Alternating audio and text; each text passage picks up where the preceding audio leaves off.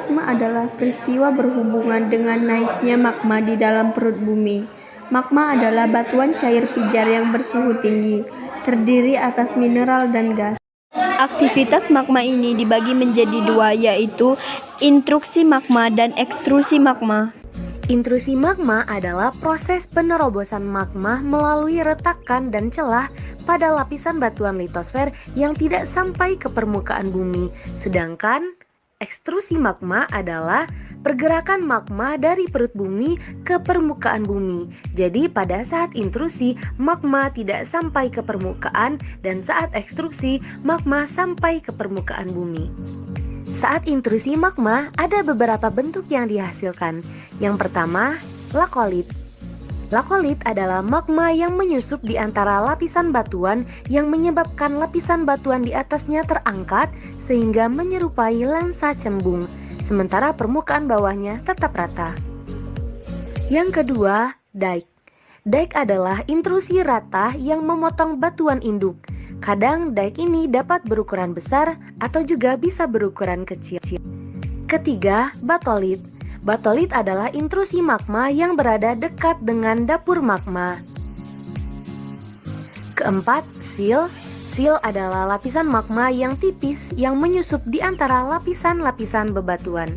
Selanjutnya ada diaterma. Diaterma adalah intrusi magma yang mengisi pipa letusan berbentuk silinder mulai dari dapur magma sampai ke permukaan bumi.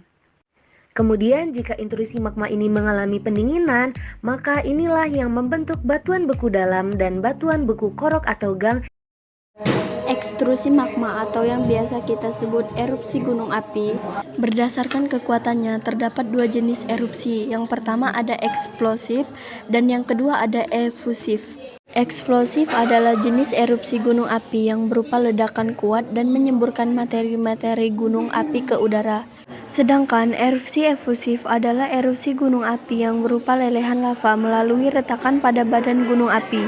Sedangkan berdasarkan bentuknya, erupsi dibagi menjadi tiga. Ada erupsi linier, erupsi areal, dan erupsi sentral. Erupsi linier adalah proses erupsi melalui celah atau retakan yang memanjang sehingga menimbulkan deretan gunung api.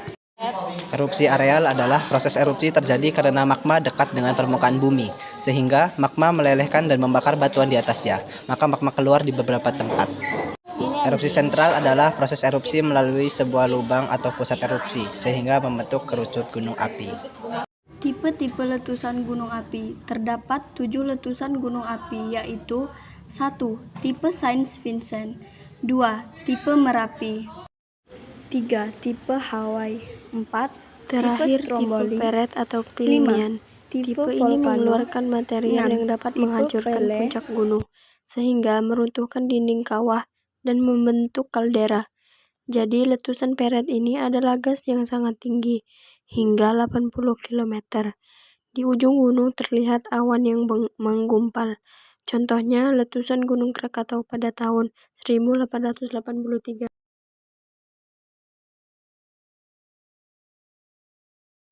Jenis gunung api Mar. Gunung ini terjadi karena erupsi eksplosif yang biasanya terjadi hanya satu kali, disebabkan oleh dapur magmanya yang terlalu dangkal pada saat terjadinya letusan.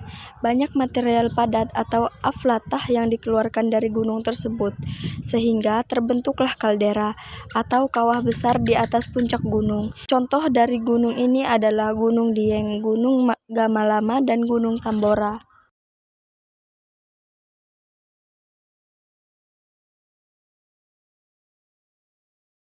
2.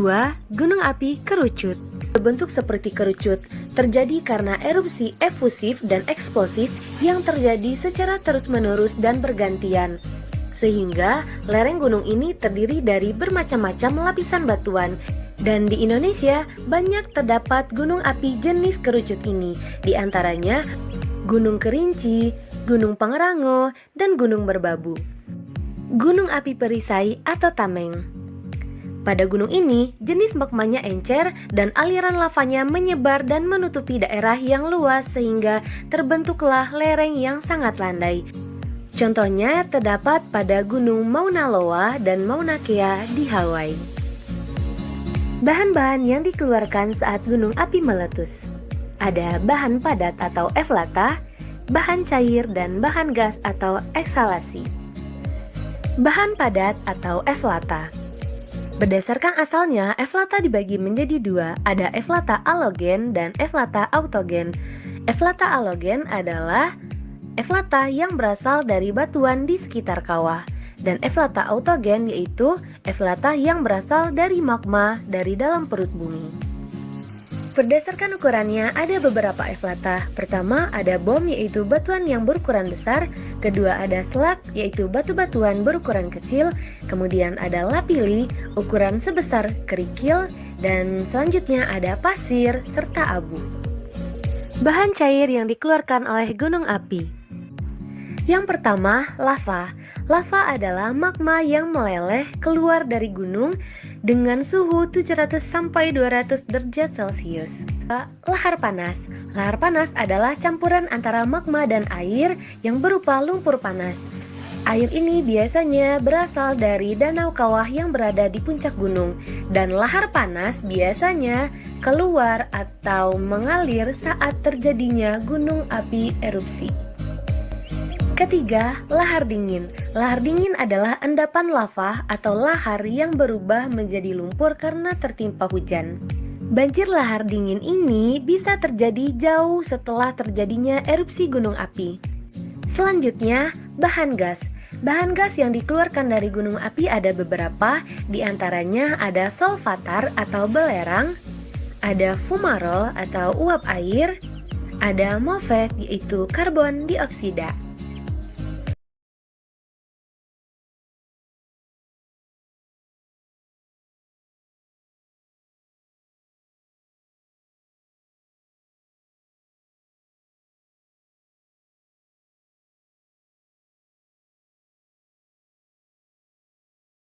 Adapun gejala-gejala post-vulkanik atau setelah terjadinya erupsi gunung api, munculnya ekshalasi atau gas-gas yang telah kita bahas tadi. Yang kedua, munculnya sumber air panas seperti di Cipanas, Batu Raden, Dieng, dan lain-lain. Ketiga, munculnya mata air Magdani yaitu mata air yang bermineral, yang baik untuk kesehatan atau untuk kulit kita. Contohnya di Maribaya, Batu Raden, dan juga Dieng.